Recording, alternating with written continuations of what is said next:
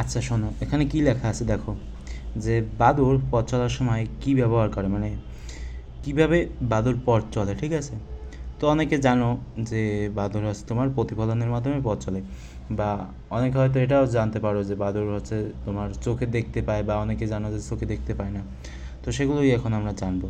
তো বাদুড়ের হচ্ছে মূলত কী আছে বলো তো, চোখ আছে, কিন্তু বাদুড় হচ্ছে তেমন একটা ভালো দেখতে পায় না, ঠিক আছে? চোখ থাকলেও কী করতে পারে না, দেখতে পারে না। তো সেজন্য তারা যেটা করে সেটা হচ্ছে কী করে বলো তো, প্রতিধ্বনি ব্যবহার করে চলার সময়। তো বাদুড় ওড়ার সময় হচ্ছে তার কণ্ঠ থেকে এক ধরনের শব্দ তৈরি করে, মানে যেটা হচ্ছে তোমার উচ্চ কম্পাঙ্কের। তো সামনে কোনো কিছু যদি থাকে, ঠিক আছে, তাহলে কি হয় বলো তো, ওই যে উচ্চ কম্পাঙ্কের যে শব্দ সেটা প্রতিফলিত হয়, আবার সেই বাদরের কাছে ফিরে আসে। তখন বাদর হচ্ছে উপলব্ধি করতে পারে যে সামনে যদি কিছু থাকে, মনে করো যে সামনে যদি একটা দেয়াল থাকে, তাহলে সে উপলব্ধি করতে পারে যে সেটা কত দূর আছে।